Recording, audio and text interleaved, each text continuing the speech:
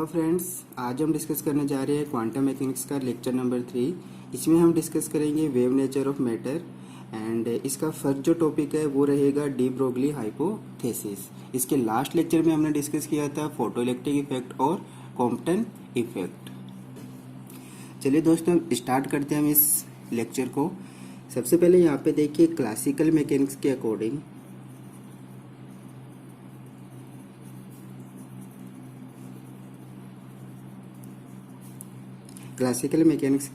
जो पार्टिकल जो होता है वो आपका पार्टिकल की तरह ही बिहेव करता है।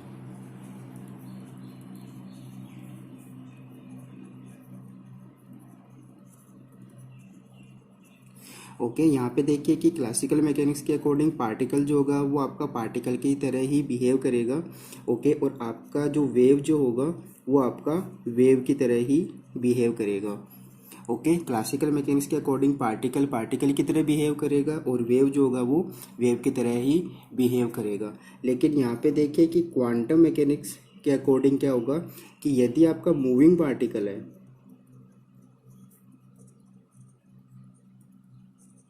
ओके, यदि आपका कोई भी पार्टिकल जो वो आपका मूविंग पार्टिकल है, ये आपका पार्टिकल है, ओके, कोई भी आपका मूविंग पार्टिकल है तो इसके साथ क्या होता है, एक वेव अटैच होती है।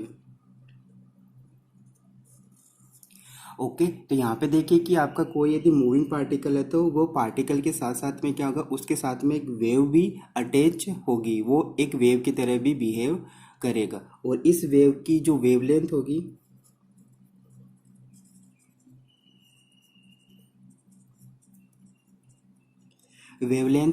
इस वेव की वेवलेंथ जो होगी उसको आप डिफाइन करोगे lambda equal to H upon P. P यहाँ पे क्या होगा, इस पार्टिकल का मोमेंटम ऑफ पार्टिकल,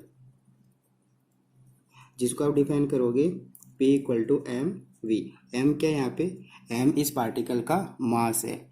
ओके, तो यहाँ पे देखिए lambda equal to H upon M V. Okay, और इस लेमडा को आप बोलोगे डी ब्रोगली वेवलेंथ।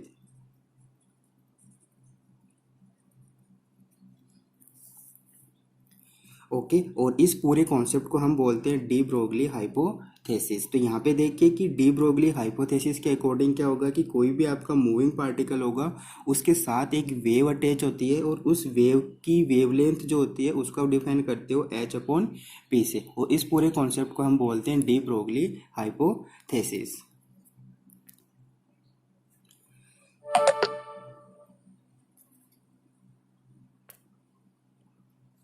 चलिए दोस्तों, अब हम बात करते हैं फेज वेलोसिटी और ग्रुप वेलोसिटी की। यहाँ पे हम समझेंगे कि फेज वेलोसिटी क्या होती है और ग्रुप वेलोसिटी क्या होती है। यहाँ पे देखिए फ्रेंड्स कि आपके पास एक वेव है। ओके, ये आपके पास में वेव है 1। ओके, और ये आपके पास में वेव है जिसको आप रिप्रेजेंट कर रहे हो सेकेंड वेव से।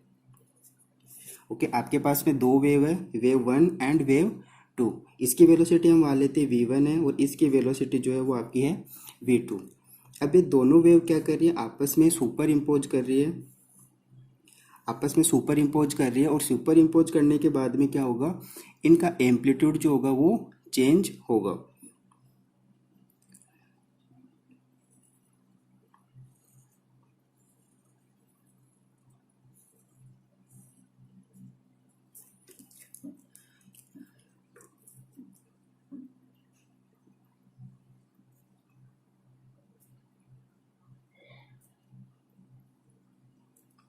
ओके फ्रेंड्स, यहाँ पे देखिए कि ये जो वेव है इसकी वेलोसिटी आपकी v1 है और यहाँ पे इसकी वेलोसिटी जो है वो यहाँ पे v2 है। तो यहाँ पे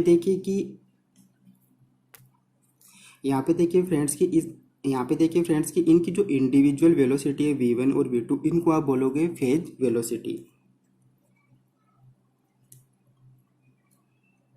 जो आपकी इंडिविजुअल वेलोसिटी होती है उसको आप बोलोगे फेज वेलोसिटी, और इसको आप डिफाइन करोगे VP equal to omega upon K. आप डिफाइन करोगे VP equal to omega upon K. यहाँ पे ओमेगा क्या हो जाएगा, इसकी एंगुलर फ्रीक्वेंसी, ओके, और यहाँ पे क्या हो जाएगा इसका wave propagation, wave propagation constant. Okay, तो यहाँ पे आप फेज वेलोसिटी को कैसे डिफाइन करोगे, जो इंडिविजुअल वेलोसिटी होती है उसको आप बोलोगे फेज वेलोसिटी। अब यहाँ पे देखिए कि दोनों सुपर इम्पोज करने के बाद में इस टाइप से मूव कर रहे हैं, मीन्स इनका एम्पलीट्यूड जो है वो क्या हो रहा है, आपका चेंज होता जा रहा है, लेकिन इसका एम्पलीट्यूड जो है वो आपका एक एनुअल लैप के अंदर बाउंड है। ओके, तो यहाँ पे देखिए कि टाइम के रिस्पेक्ट में आपकी वेव जो है, मतलब कि जो वेव का सुपर इम्पोज हो रहा है वो भी आपका मूव हो रहा है। ओके, ये रेड कलर जो दिख रहा है ये भी आपका मूव हो रहा है, और यहाँ पे जो ये एनुअल लैप है जिसके अंदर ये वेव आपकी बाउंड है, ये भी क्या हो रहा है, ये भी आपकी टाइम के साथ साथ में मूव हो रहा है। तो इसकी जो वेलोसिटी होगी इसको हम बोलेंगे वी जी, जिसको आप डिफाइन करोगे ग्रुप वेलोसिटी। ओके, इसका जो एम्पलीट्यूड है वो आपका क्या हो रहा है, चेंज हो रहा है, और ये आपका एक एनुअल लैप के अंदर बाउंड है, और ये एनुअल लैप भी क्या कर रहा है, आपका टाइम के रेस्पेक्ट में मूव कर रहा है। तो इसको आप बोले ग्रुप वेलोसिटी, और इसको आप डिफाइन करोगे डी ओमेगा अपॉन डी के। ओके, तो यहाँ पे फेज वेलोसिटी और ग्रुप वेलोसिटी। अब देखिए फ्रेंड्स, हम बात करते हैं relation between phase velocity and group velocity, कि यहाँ पे फेज वेलोसिटी और ग्रुप वेलोसिटी में क्या रिलेशन होता है।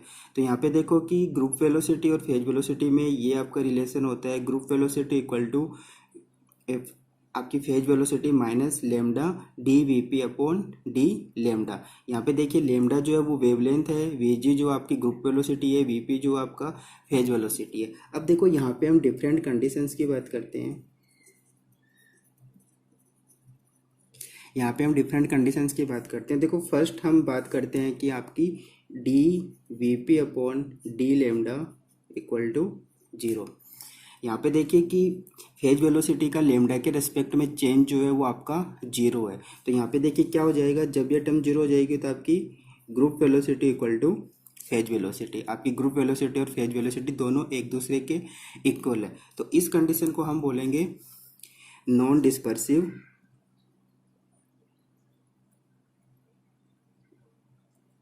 Medium. Non dispersive medium means कि आपका जो मीडियम है वो आपका नॉन डिस्पर्सिव है।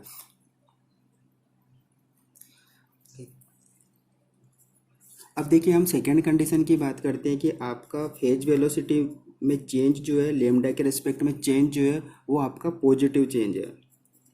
ओके, आपका जो चेंज है वो आपका पॉजिटिव है, मीन्स आपका ग्रेटर देन जीरो। इस कंडीशन के अंदर क्या होगा, आपकी ग्रुप वेलोसिटी जो होगी वो क्या होगी, आपकी फेज वेलोसिटी कंपैरिजन में कम होगी। यहाँ पे फेज वेलोसिटी जो होगी वो ग्रुप वेलोसिटी कंपैरिजन में आपकी कम होगी, और इस मीडियम को आप क्या बोलोगे, normal dispersive medium.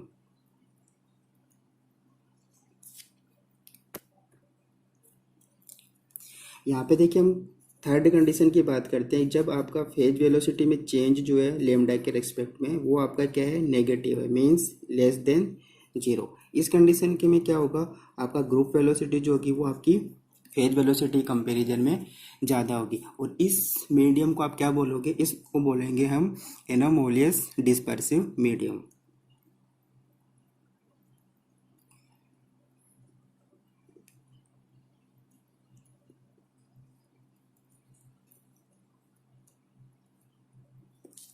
Okay friends, यहाँ पे देखिए कि ग्रुप वेलोसिटी और फेज वेलोसिटी में क्या रिलेशन होते हैं। यहाँ पे देखिए मीडियम जो होता है आपका थ्री टाइप्स का है, हमने डिफाइन किया, नॉन डिस्पर्सिव, नॉर्मल डिस्पर्सिव और एनोमोलियस डिस्पर्सिव। यहाँ पे देखिए फ्रेंड्स कि डिस्पर्सिव मीडियम का मतलब ये होता है कि आपका कोई भी मीडियम है, कोई भी आपका मटेरियल है, यदि आपकी डायरेक्शन के रेस्पेक्ट में यदि आपकी वेलोसिटी चेंज हो रही है, means velocity change with direction. Okay,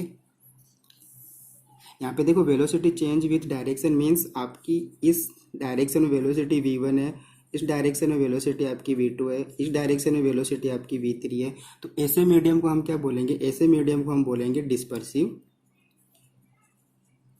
dispersive medium. Okay, ऐसे मीडियम को हम बोलेंगे डिस्पर्सिव मीडियम। यहाँ पे देखिए दोस्तों, अब हम बात करते हैं D Broglie wavelength of electron की। कोई इलेक्ट्रॉन जो होगा उसकी वेवलेंथ जो होती है, उसकी डी ब्रोगली वेवलेंथ जो होगी वो कितनी होगी। तो यहाँ पे देखिए दोस्तों कि हमने बात की थी कि कोई भी मूविंग पार्टिकल होता है,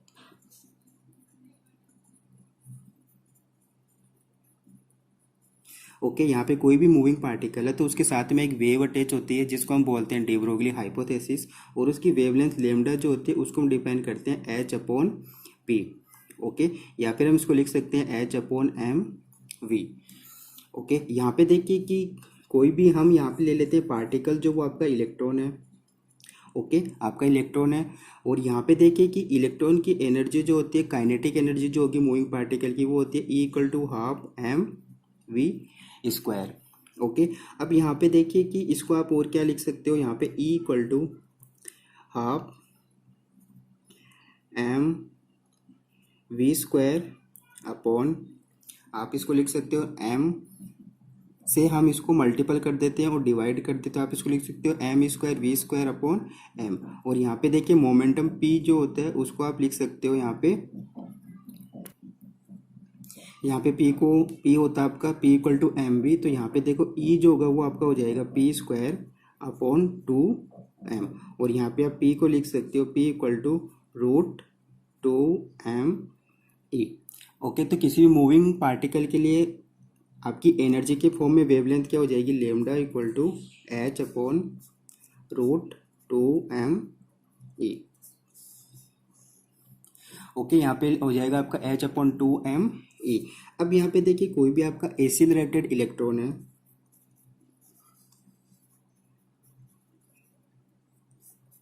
फॉर एसिलरेटेड इलेक्ट्रॉन, ओके, तो उसकी एनर्जी क्या होगी, E equal to E V. Okay, और V यहाँ पे क्या हो जाएगी, वोल्टेज।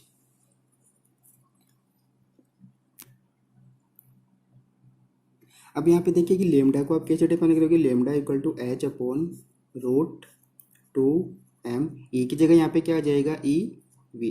तो यहाँ पे देखिए किसी भी एसिलरेटेड इलेक्ट्रॉन के लिए आपकी डी ब्रोगली वेवलेंथ कितनी हो जाएगी, lambda equal to H upon 2m E, और वी यहाँ पे रिप्रेजेंट कर रहा है आपको वोल्टेज को।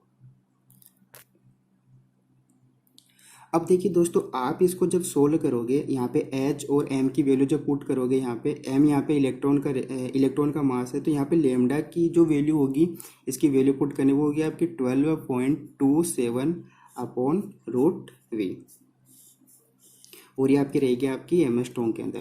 तो दोस्तों ये यहाँ पे आपकी एक शॉर्ट ट्रिक है। ओके, ये यहाँ पे आपकी एक शॉर्ट ट्रिक है जिससे आप क्या कर सकते हो, किसी भी आपकी वोल्टेज आपको दे रखी है और उससे आपको इलेक्ट्रॉन्स की वेवलेंथ निकालनी है, तो आप डायरेक्ट ये फॉर्मूला यूज करके आप ये फाइंड कर सकते हो। यहाँ पे देखिए दोस्तों, हम एक छोटा सा एग्जांपल सोल्व करते हैं। आपके एग्जांपल में आपको गिवन है कि आपके इलेक्ट्रॉन की वोल्टेज जो है, जिस वोल्टेज से आपका इलेक्ट्रॉन एसिलरेटेड किया गया है, वो आपकी 936.3 वोल्टेज, और आपको लेमडा निकालना है इलेक्ट्रॉन के लिए। तो आपको पता है दोस्तों, लेमडा जो होता है वो एनर्जी की फॉर्म में क्या होता है, H upon root 2m E, और इलेक्ट्रॉन यदि एसिलरेटेड है तो उसकी एनर्जी कितनी होती है, E equal to E V. तो यहाँ पे कितना हो जाएगा आपका 2m ई वी।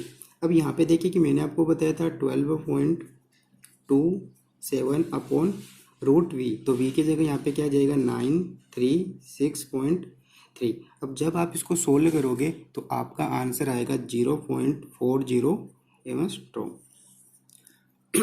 ओके, तो यहाँ पे देखिए कि आप वोल्टेज यदि आपको गिवन है तो आप इस फॉर्मूले में जो वैल्यू पुट करोगे एच और एम की, तो भी आपका यही आंसर आएगा। तो ये इसको हमने पहले से ही सोल्व कर लिया, तो ये आप ध्यान में रख सकते हो, ये आपकी शॉर्ट ट्रिक हो जाएगी यहाँ पे।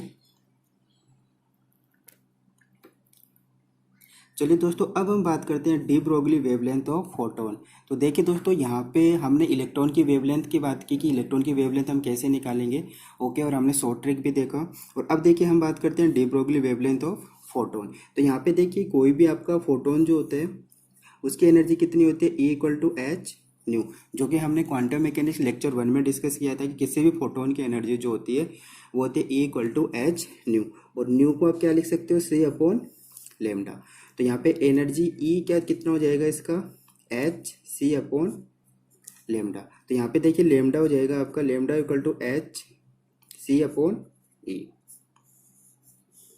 ओके, तो यहाँ पे देखिए लेमडा आपका फोटोन जो है, लेमडा फोटोन जो है वो आपका प्रोपोर्शनल टू 1 अपॉन E, मतलब एनर्जी का आपका इन्वर्सली प्रोपोर्शनल रहेगा। यहाँ पे देखिए दोस्तों यदि आपकी फोटोन की एनर्जी जो है वो आपकी आपकी इलेक्ट्रॉन वोल्ट में है, ओके, और आपकी वेवलेंथ लेमडा जो है वो आपकी नैनोमीटर में है, ओके, तो मैंने लेक्चर 1 में भी डिस्कस किया था कि आप लेमडा जो होगा वो आपका नैनोमीटर में होगा, वो आपका होगा 1240 nanometre electron volt upon energy E in electron volt. तो दोस्तों यदि आपकी फोटोन की एनर्जी इलेक्ट्रॉन वोल्ट में दे रखी है या फिर आपको लेमडा नैनोमीटर में दे रखा है, तो आप वेवलेंथ भी फाइंड कर सकते हो और आप एनर्जी भी फाइंड कर सकते हो। अब देखिए दोस्तों हम कंपैरिजन करते हैं कि इलेक्ट्रॉन की डी ब्रोगली वेवलेंथ और फोटोन की डी ब्रोगली वेवलेंथ में क्या डिफरेंस होता है। तो यहाँ पे देखिए for electron, okay, for electron के लिए आपकी वेवलेंथ जो होगी lambda is proportional to 1 upon root E, okay, और फॉर फोटोन, फोटोन के लिए lambda proportional to 1 upon E, okay. तो यहाँ पे देखिए कि यदि एनर्जी E जो है, एनर्जी E यदि आपकी सेम है, इफ E इज सेम, यदि इलेक्ट्रॉन और वेवलेंथ इलेक्ट्रॉन और फोटोन दोनों की आपकी एनर्जी जो है, दोनों की एनर्जी जो E जो है वो आपकी सेम है, तो यहाँ पे देखिए कि किसकी वेवलेंथ जो होगी वो ज़्यादा होगी। तो यहाँ पे देखिए लेमडा फोटोन जो होगा उसकी वेवलेंथ जो है वो आपकी इलेक्ट्रॉन की वेवलेंथ से हमेशा ज़्यादा रहेगी, मीन्स इलेक्ट्रॉन की वेवलेंथ जो होगी फोटोन के कंपैरिजन में कम होगी यदि आप दोनों को सेम एनर्जी से आप एक्सेलरेट कर रहे हो। तो दोस्तों देखो ये कॉन्सेप्ट जो है इलेक्ट्रॉन की वेवलेंथ और फोटोन की वेवलेंथ, ये आपका बहुत एग्जाम में पूछा जा चुका है, तो ये आपका इम्पोर्टेंट हो गया यहाँ पे।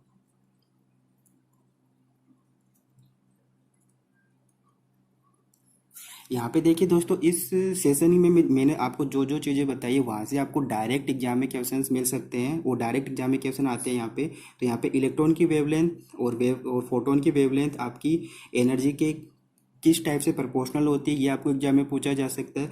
और यहाँ पे देखिए इलेक्ट्रॉन की वेवलेंथ जो होती है वो फोटोन के कंपेरिजन में क्या होती है, अगर सेम एनर्जी हो तो वो आपकी कम होती है। तो दोस्तों ये था हमारा आज का लेक्चर नंबर 3 क्वांटम मैकेनिक्स। अब देखिए दोस्तों नेक्स्ट लेक्चर में हम डिस्कस करेंगे हाइजेनबर्ग अनसर्टेनिटी प्रिंसिपल।